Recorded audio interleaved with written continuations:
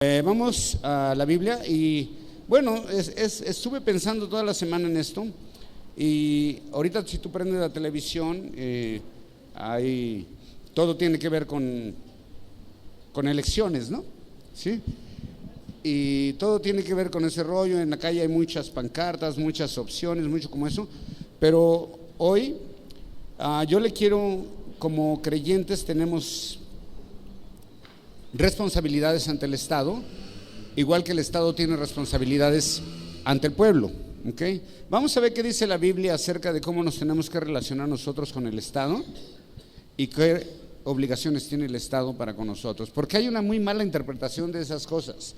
Se han malinterpretado muchas cosas, pero voy a citar el libro de Tito capítulo 3, verso 1 y 2, y después voy a citar el libro de Romanos, que es lo poco que tenemos en la Biblia acerca de cómo se relaciona, aunque el contexto es totalmente muy diferente porque eso sucedió hace 2000 años, pero vamos a tratar de contextualizarlo y ponerlo en el punto como debe ser, ¿no?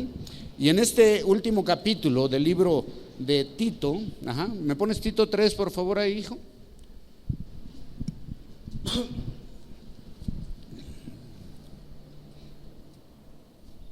Ok, dice: recuérdales que se sujeten a los gobernantes y autoridades, que obedezcan, que estén dispuestos a toda buena obra, que a nadie difamen, que no sean pendencieros sino amables, mostrando toda mansedumbre para con todos los hombres. ¿Ok? Señor, gracias por esta porción de tu palabra. Te pedimos que nos ayudes a interpretarla, a guardarla en nuestro corazón y a ponerla por práctica en nuestras vidas, en el nombre de Jesús. Amén. ¿Ok? Bien. Este es el último capítulo de la carta de Tito que Pablo escribe a Timoteo. No es cierto, estoy en Tito, perdón.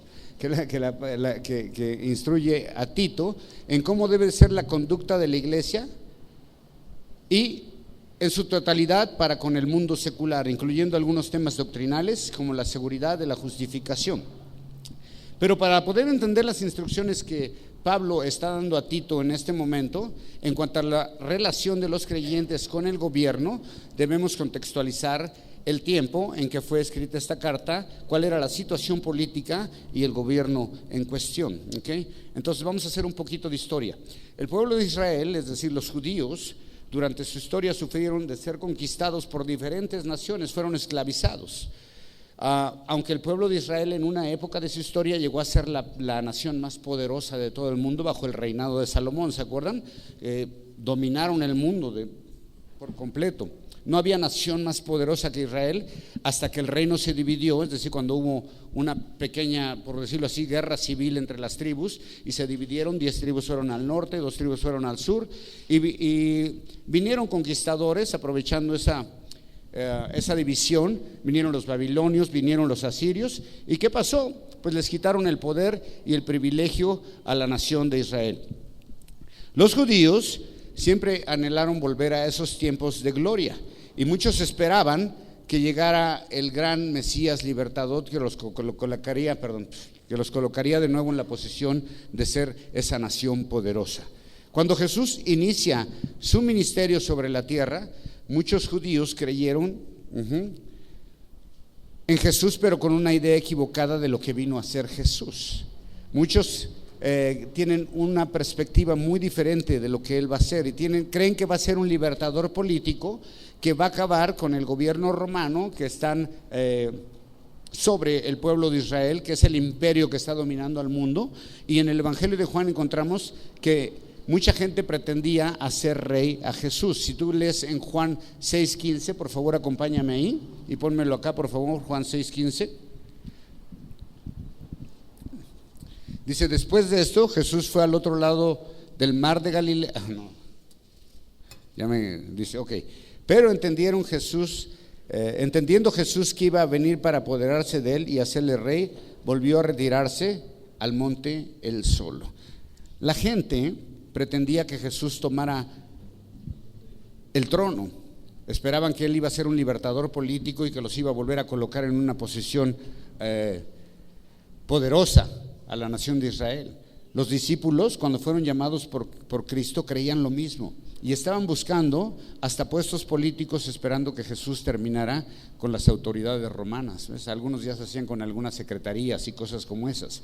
Dice Mateo 20 y 21: entonces se le acercó la madre de los hijos del Zebedeo, es decir, 2 de sus discípulos, con sus hijos, postrándose ante él y pidiéndole algo. Él le dijo: ¿qué quieres? Ella dijo: ordena que en tu reino se sienten estos 2 hijos míos, el uno a tu derecha y el uno a tu izquierda. Es decir, una vez que tú ocupes el trono, este es secretario de la defensa, secretario de gobierno. Eso estaban esperando los discípulos, con una idea muy confusa de lo que quería hacer Jesús. Los religiosos judíos trataron de poner a Jesús contra el gobierno romano y le lanzaron preguntas sobre qué pensaban Jesús de los impuestos, es decir, como de la reforma tributaria, ¿no? Algo así. Esperaban que dijera algo en contra de los impuestos para que los romanos pues acabaran con él. Pero Jesús se limitó a decir: lo que es de Dios y lo que es del César es del César. No opinó si estaba de acuerdo con la cantidad, le parecía poco o le parecía excesivo, solo dijo: hay que pagar. Es todo. ¿Okay? Muchos veían a Jesús como un revolucionario, y en realidad Jesús sí era un revolucionario, pero no era un revolucionario en cuestión de política, sino un revolucionario en cuestión del espíritu. Y Jesús hace una clara separación entre las cosas del gobierno, es decir, de la política, y las cosas del espíritu. ¿Okay? Hubo muchos que intentaron liberar a Israel del yugo romano y muchos fracasaron. Hubo muchos mesías libertadores políticos que fracasaron, sobre todo durante las fiestas religiosas de Israel, es decir, durante las celebraciones, las fiestas de los judíos. Había muchos movimientos de esa naturaleza, habían partidos políticos de izquierda que trataban de debilitar el gobierno romano. De hecho, en el equipo de Jesús había activistas como estos. Si tú lees en la Biblia, encontramos que uno de los discípulos de Jesús era uno que se llamaba, le decían el celotes, ¿se acuerdan? Y no porque fuera muy celoso, sino porque pertenecía a un partido de izquierda. Flavio Josefo, un historiador de aquellos tiempos, en el libro de Guerras, capítulo 4, 3, 9, capítulo 5, verso 5, capítulo 7, 8 y verso 1, dice que los celotes recurrieron con la violencia y al asesinato por odio a los romanos. Entonces los judíos siempre estuvieron en ese resentimiento contra el gobierno romano, y había muchos activistas de ese tipo. Algunos de ellos estaban en el equipo de Jesús, como este celotes, y esperaban el día de su liberación, y muchos creyeron que Jesús lo haría. Pero repito, la revolución de Jesús era en el espíritu. ¿Okay? Cuando Pablo escribe, fíjate, esto es muy interesante, los primeros versículos que leí de Tito, cuando Pablo escribe esta carta a Tito, que está reorganizando las iglesias de Creta, donde hay que mencionar que hay falsos maestros, que es uno de los propósitos de la carta, corregir ciertas doctrinas que están entrando en la iglesia, realmente es el punto principal. Pero también existe un sentimiento nacionalista por parte de los de Creta, un sentimiento contrario a la política de los romanos. ¿Okay? Entonces el emperador en esos tiempos, ¿sabes quién era la máxima autoridad a la que le está hablando? Pablo le está diciendo: recuérdales que se sometan a sus autoridades. ¿Sabes quién es la máxima autoridad en ese momento? ¿Quién creen? Pues nada menos que el famosísimo Nerón. Wow. Nerón ahora es nombre de perro bravo, ¿verdad? Así, cualquiera que tenga un perro que es bravo le puede poner Nerón. Pero la verdad es que, según los historiadores de la época, a Nerón se le describe como un hombre de carácter sanguinario, orgulloso, hasta cierto punto demente. Hay un escritor, un teólogo muy oscuro que se llama Giovanni Papini, está un poco locochón, pero él expresa de Nerón acerca de como la encarnación de Satanás. ¿Okay? Y en algunas fuentes de información histórica se presenta a Nerón como un hombre con problemas en sus preferencias sexuales, es decir, homosexual. Y también se le identifica como una persona que mató a sus padres, a su esposa, a sus hermanos, y que desató una persecución contra los cristianos, Se dice que ponía a los cristianos en las cárceles, abusaba sexualmente de algunos, los echaba en el Coliseo romano para ser alimento de los leones. Imagínate, era un espectáculo. Llevaban a los creyentes al Coliseo romano a que se los comieran los leones, a que pelearan con leones, y los niños romanos estaban ahí en el Día del Niño, por ejemplo, como ayer, y luego le decían: papi, ¿podemos venir la próxima semana? Y les decía el papá: si se portan bien, sí. Era totalmente normal para ellos, ¿ok? Eso era algo dentro de su cultura que ellos lo veían como normal. Este hombre, aparte de que desató esa persecución, tenía grandes puntadas como alumbrar sus jardines con antorchas humanas cuando hacía fiestas. Eran cristianos, ¿ok? Los empalaban, los atravesaban con un palo, los cubrían con brea y los prendían, ¿ok? Esas eran sus luces en sus jardines cuando hacía sus fiestas. Ese era Nerón. Qué tremendo todo lo que hacía. Era un hombre piromaníaco, según la historia, porque todos sabemos que incendió Roma. Y en ese tiempo es cuando Pablo le escribe a Tito esta carta y le dice: sujétate a tus autoridades. ¡Pum! ¿Está pesado o no? ¿Sí o no?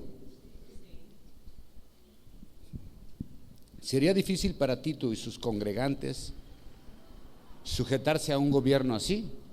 ¿Sí o no? Los que digan que sí, marquen el 01800 con la palabra pastor. No sé qué. La obediencia es algo con lo que siempre batallamos, y más cuando sabemos que ningún gobierno es perfecto, ¿okay? Nosotros no tenemos un gobierno así, como el de Nerón, ¿okay? Pero ningún país tiene un gobierno perfecto.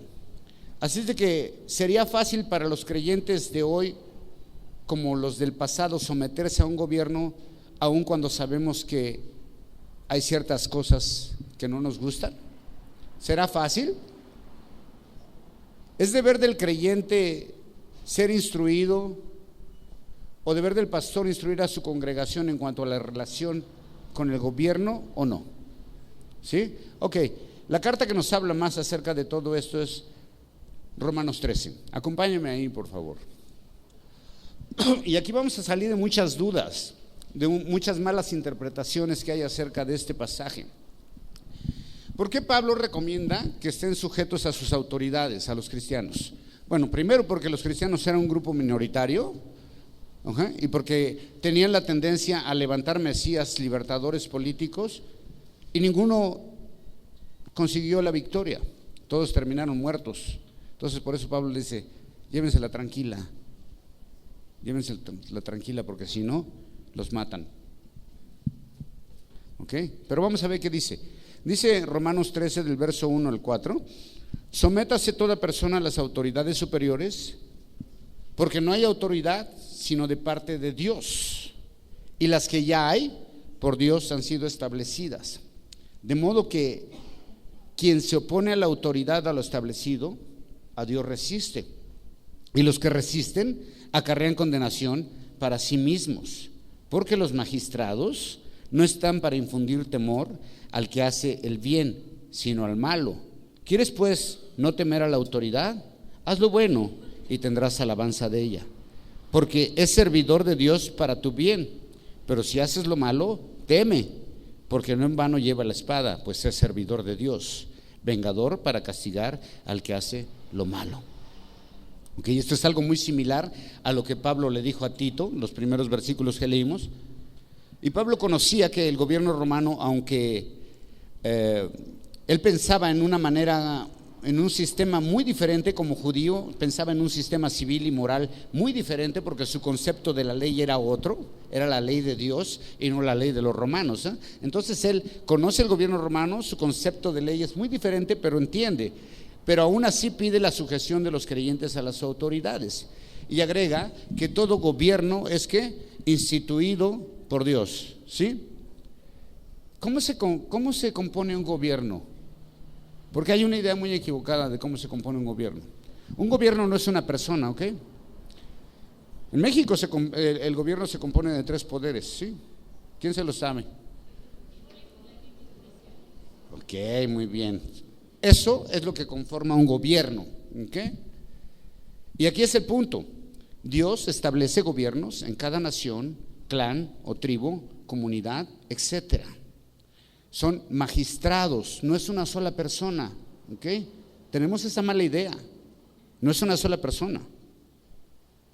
Y un gobierno está formado por diferentes personas que forman un todo, y dentro de ese todo hay personas de diferentes ideologías y credos, pero trabajan en equipo. ¿Para qué?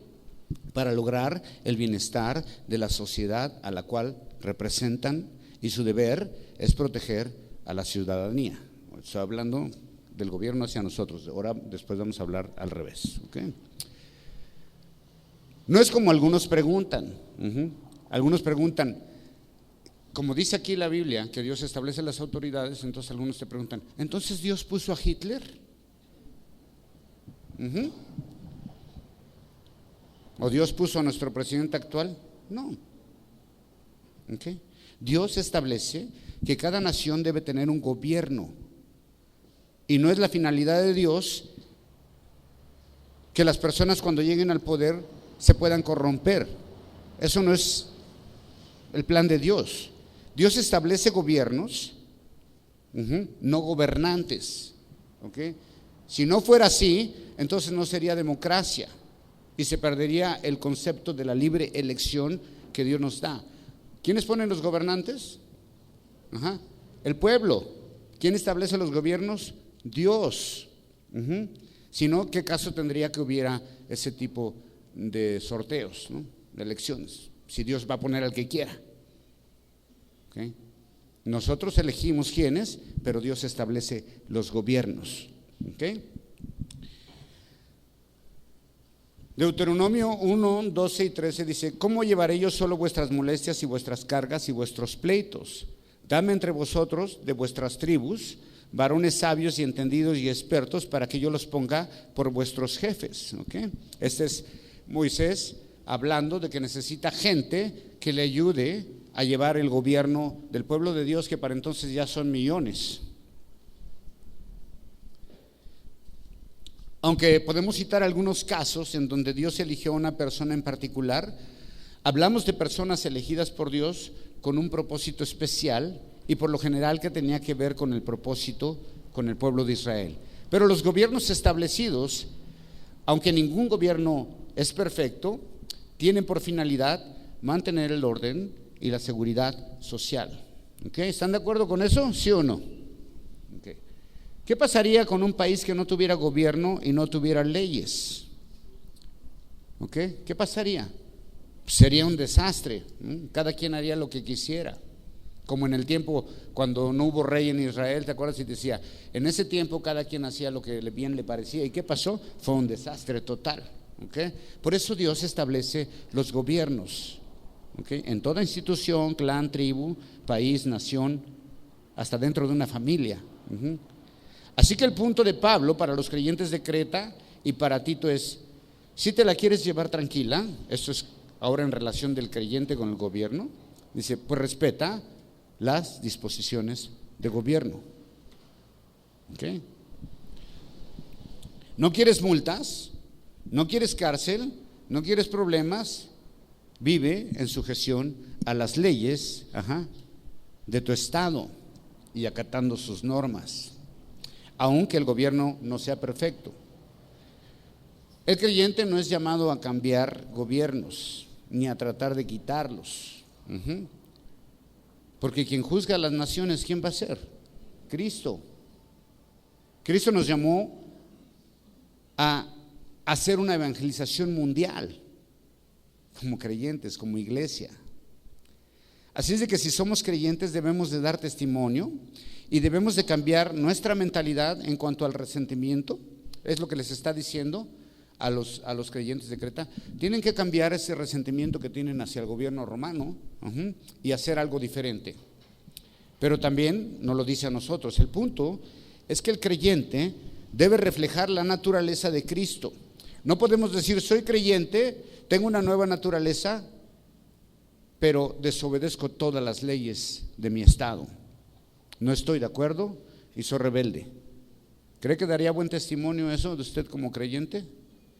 Pablo está llamando a los creyentes a dar un testimonio de su fe, mostrándose como ciudadanos ejemplares, no como revolucionarios. Dios nos llamó a evangelizar, ¿ok? Si decimos ser creyentes y vamos en contra de las leyes terrenales, es decir, si vamos en contra del gobierno, lo único que estamos haciendo es dañar el avance del evangelio, el avance del reino. Y si había algo que molestara al gobierno romano, por eso mataron a Jesús, porque lo acusaron ¿de qué? De sedición, de andar haciendo división, de querer dar un golpe de estado contra el gobierno.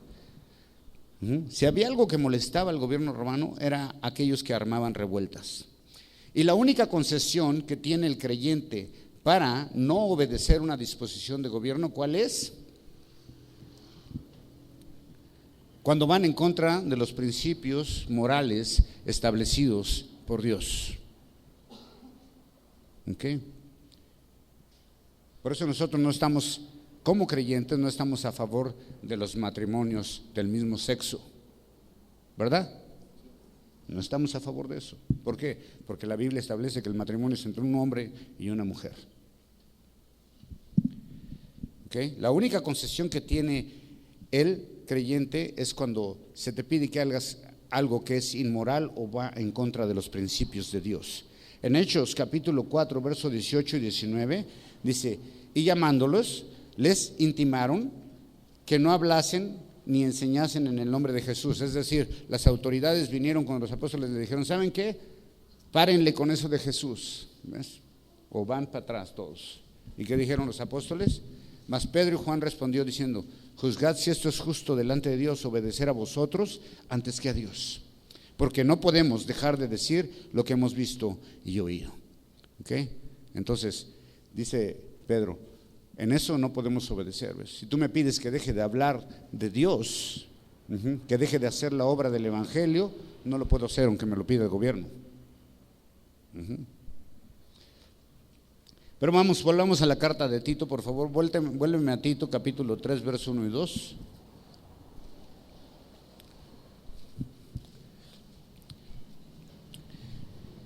Y dice: recuérdales que se sujeten a los gobernantes y autoridades, que obedezcan a los que están dispuestos a toda buena obra. Pablo comienza con un recuérdales, es decir, algo que ya sabían, que entendían, pero que debían de poner en práctica, por aquello de que es que yo no sabía o no me acordaba. Y en este primer verso hay una serie de características que deben estar presentes en la vida del creyente. Lo primero que pide Pablo es que se sujeten, es decir, que permanezcan en obediencia a las leyes civiles, que sean ciudadanos ejemplares, que respeten las leyes establecidas por el gobierno local, que no violen las leyes, sino que las acaten y las cumplan. Muchas veces decimos estar sujetos a Cristo, pero no respetamos ni un semáforo, ¿verdad? ¿Sí o no? ¿Cuántos se pasaron el alto esta semana? No levante la mano, por favor, porque aquí hay unos de tránsito también.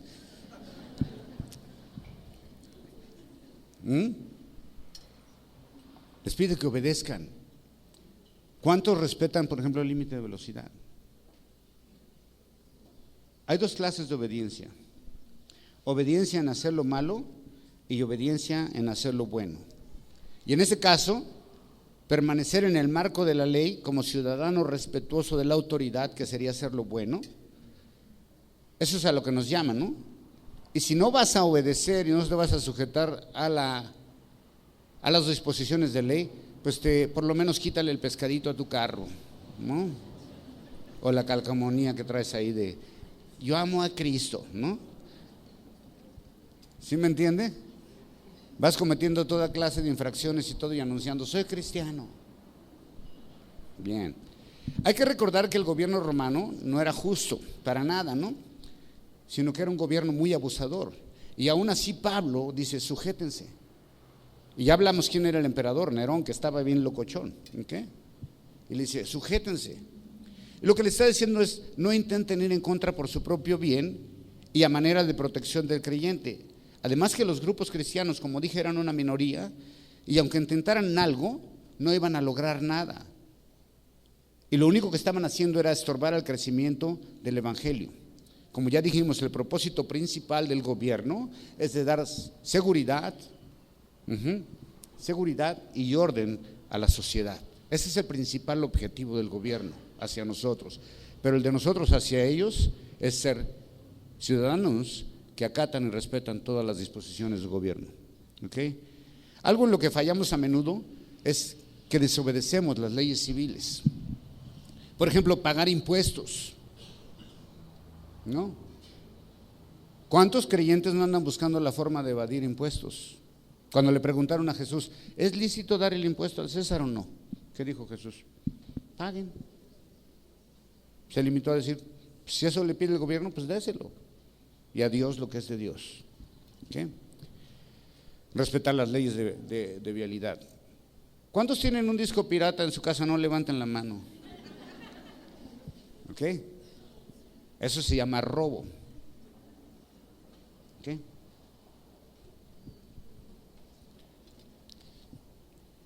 Muchas veces no respetamos ni el límite de velocidad. Y como digo, todavía traemos ahí el pescadito, ¿no? Acá. Y el nombre de la iglesia, Capilla Calvario Aguascalientes. Dios. Tiramos basura, nos estacionamos en lugares prohibidos, etcétera. Ahí le va, y lo siento, para los que tengan amigos pastores. Muchos pastores ni siquiera están en regla con su documentación ante gobierno. No tienen regulaciones que el gobierno de México pide a las asociaciones religiosas. Ahí está nuestro registro de asociación religiosa. Tengo un registro de ministro de culto, estamos registrados ante la Hacienda y tenemos una cuenta bancaria a nombre de. ¿Okay? Tenemos permiso de uso de suelo, permiso de uso de apertura de templo, todo en regla. ¿Okay? Pero la mayoría, ninguno está en regla. Y enseñan la Biblia. Wow. La pregunta sería, ¿qué tan obediente soy a las autoridades en estas pequeñas disposiciones? Porque sí pedimos que se acabe la corrupción, que se acaben los malos y todo eso, pero nosotros somos partícipes de eso también.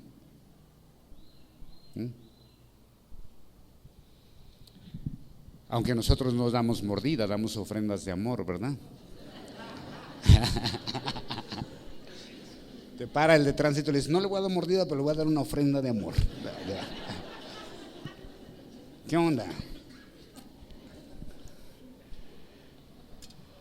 Entonces, hermanos, si no obedecemos a Dios, más trabajo nos va a costar obedecer a las autoridades. Si no damos un testimonio como ciudadanos ejemplares, ¿cómo queremos predicar a Cristo? La única forma de desobediencia permitida, ya la dije, es si el gobierno ordena algo que vaya en contra de los principios morales o en contra de las disposiciones del Evangelio, de las disposiciones de Dios. Pero la otra cosa que les pide en ese versículo es que estén ¿qué? Dispuestos a toda buena obra. ¿Okay? Y aquí hay una gran diferencia entre hacerlo por obligación que hacerlo por disposición. El creyente siempre debe estar dispuesto a cooperar y a servir en todo ámbito. Algo que de seguro hiciste por obligación, y lo digo para todos los varones, fue tu servicio militar, ¿sí o no? ¿Sí o no? ¿Todos lo hicieron bien gustosos? ¿O ni lo han hecho? Nadie tiene cartilla liberada aquí. Pero aún hay muchas cosas que solo hago para no meterme en broncas. Aunque me gustaría hacer todo lo contrario, y eso no es disposición, eso no es un servicio por convicción. Pablo pide a Tito que estén dispuestos para toda buena obra, y aquí no solo implica servir o acatar las leyes, sino servir en disposición a toda persona que te rodea, incluye también a gobierno. Con disposición, es decir, que el creyente da testimonio de su salvación sirviendo en cada oportunidad que se le presenta en todo ámbito. Entonces encontramos que aunque vivimos en un mundo pagano, nuestro deber es hacer el bien. Con disposición y a toda persona, sea o no sea creyente. El punto es dar testimonio de nuestra fe. Entonces cuando es por obligación no es obediencia. El servicio debe de ser por amor a Cristo, porque entendemos que somos llamados a servir. Ayudo y sirvo porque amo a Cristo. Y en contraste con los falsos maestros que está presentando en esta carta, que es el contexto, estos maestros se servían a sí mismos. Los falsos creyentes, eso es lo que hace la diferencia entre los verdaderos y los falsos, los que se sirven a sí mismos. Es la misma cosa que pasa entre los verdaderos servidores del pueblo y los que no, los que se sirven a sí mismos y los que sirven al pueblo. Y luego le dice que no difamen a nadie. El punto es no hablar mal de nadie con el fin de perjudicar, y menos de las personas que ni conoces o que están en autoridad. Porque tendemos mucho a hacer ese tipo de comentarios cuando ni siquiera conocemos a las personas, ¿no? La palabra que usa realmente es no blasfemen, no hacer juicio sin siquiera conocer el caso. Hay quienes solo hablan por perjudicar a una persona sin conocerla. El contexto está conectado aquí con las autoridades, ¿okay? Pero en un sentido general con toda la gente que nos rodea. Y luego les pide que no sean ¿qué? Pendencieros. Es decir, que no busquen problemas, que no sean conflictivos, para que la gente que no conoce a Cristo pueda venir a los pies de Cristo. No sentirse superiores o menospreciar al incrédulo. Y obvio tampoco se debe hacer entre los creyentes, menospreciarse unos a los otros. Y nos pide que seamos ¿qué? Amables. En contraste, lo que sí debemos ser, ahora dice Pablo, en contraste dice, ¿cómo tiene que ser el creyente? Tiene que ser amable. Y amable, hermano, aquí hay algo también que tienen que entender bien. Amable no quiere decir permisible, ¿ok? Amable no quiere decir permisible, porque hay muchos que caen en ser muy permisibles porque es que no quiero ser grosero. No, amable no es permisible, es un carácter moderado, razonable y justo en cuanto al trato con los demás. Es decir, aquel que no guarda rencor o sentimientos de venganza, que no levanta sospechas, sino que prefiere dar a los demás el beneficio de la duda. Y todo está relacionado, esto, en la conducta del creyente hacia las autoridades de gobierno. Y luego le pide que sean ¿qué? Mansedumbre, que tengan mansedumbre. Algo de lo que Jesús habló y dijo de sí mismo. ¿Qué fue lo que dijo? Yo soy manso y humilde. ¿Okay? Este es un estado apacible. Humildad es un estado de consideración hacia los demás. Y repito, no es ser una persona permisible, sino una persona muy considerada, con un carácter moral balanceado. Y todo esto tiene que ver con los incrédulos, cómo nos relacionamos con aquellos que no son creyentes, y también tiene que ver cómo nos relacionamos con las disposiciones de gobierno como creyentes. Aquí el punto que está Pablo destacando más que nada es porque muchos judíos intentaron ir en contra del gobierno romano, y ¿sabes qué sacaron? Sacaron la cárcel y la muerte. ¿Okay? Por eso es que Pablo les está recomendando tranquis. Eso sucedió hace 2000 años. El contexto ahora ya no es así. Ahora tú puedes expresar tu libertad y no te van a matar, ¿no? ¿Sí? Pero nos pide que seamos ciudadanos ejemplares, porque las autoridades están para proteger a la ciudadanía, ¿okay? Pero nosotros tenemos un deber también. ¿Cuál es? ¿Okay? Vivir bajo las normas que el gobierno establece, porque toda ley que ha sido legislada y aprobada, ¿para qué es? Debe de ser con el propósito de ¿qué? De proteger y mejorar a la sociedad. ¿Están de acuerdo, sí o no? Entonces, si hay una disposición que está diciendo que eso va a mejorar mi calidad de vida, o que va a darme mayor seguridad, entonces ¿qué tengo que hacer yo? Tenemos mucho eso, o sea, imagínate, cuando nosotros pensamos en la maldad y decimos, Señor, que se acaben los malos, no, ya que se mueran todos los malos, y Dios podría decir, ¿y qué tal si empiezo contigo? No, porque decimos, señalamos para muchos lados, es que roban, es que esto, es el otro. ¿Y tú no compras discos piratas? ¿Y tú no andas evadiendo impuestos? ¿Y tú no te clavas el cambio de las tortillas? ¿Sí o no? tenemos que empezar, el buen juez comienza por su propia casa, ¿no? Entonces nosotros tenemos que hacer la diferencia, hermanos. La diferencia entre los no creyentes en nuestra manera de participar. ¿Okay? Entonces es algo que tenemos que hacer. Jesús siempre dijo: aprendan de mí, que yo soy ¿qué? Manso y humilde. Son dos características muy importantes, mansedumbre y humildad. Y hablado, mansedumbre se refiere la palabra en griego a un animal doméstico que es inofensivo, así como cuando traes un perro y te dicen que es bravo, le dicen, no, es bien mansito, es bien praus, la palabra es praus, eso es praus, es mansito, inofensivo. Entonces Dios nos pide, sean inofensivos, no sean, eso no quiere decir que no te puedas defender o cosas como esas, ¿no? Sino simplemente personas que no buscan hacer daño. Humildad, ya lo dije, la humildad es algo que cuando crees que lo alcanzaste, lo acabas de perder. Hace ratito me enseñaban ahí en la página de un pastor que puso, y luego con faltas de ortografía y todo, ¿no? Pero dijo, aunque yo me rodeo de gente muy importante, sigo siendo humilde. Pues la acaba de perder, ¿verdad que sí? Y ahí tiene la foto ahí con, bueno. La humildad es un estado de apacible, un estado de consideración hacia los demás. Todo esto tiene que ver en las relaciones interpersonales. Así que somos llamados a hacer buenas obras. ¿Para qué? Para manifestar la gracia de Dios y atraer a otros a Cristo. Entonces, no somos llamados a ser revolucionarios en el ambiente político. Somos llamados a ser evangelistas. ¿Sí? Nuestro llamado es ¿a qué? A compartir un mensaje de Dios. Porque este mensaje de Dios es el que puede transformar a la sociedad. ¿Qué dijo Jesús? ¿Ustedes son qué? La sal. ¿Ustedes son qué? La luz. ¿Y qué hace la sal? ¿Por qué se refiere a la sal Jesús en aquel tiempo? Porque no había refrigeradores. ¿Sí? Bueno, sí está loco, ¿no? Como la semana pasada que dije, ¿qué le recuerda al Shangri-La? Y dijo uno, al Loco Valdés.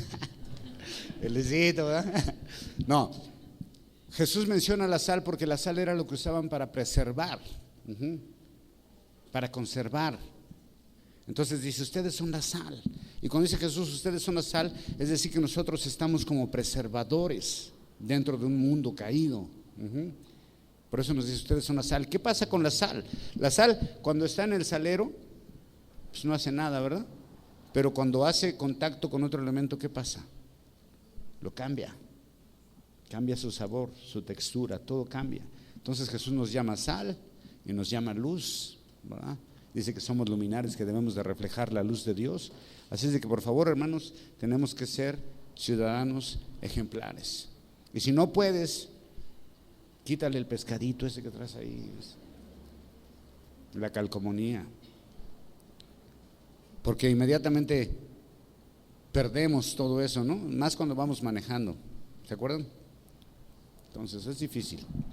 Somos llamados a hacer buenas obras para manifestar la gloria de Dios y atraer a otros. ¿A quién? A Cristo, no a mí. Yo no soy el punto de atracción, yo tengo que llevar a la gente a través de mi vida a Cristo y darle la gloria a Él.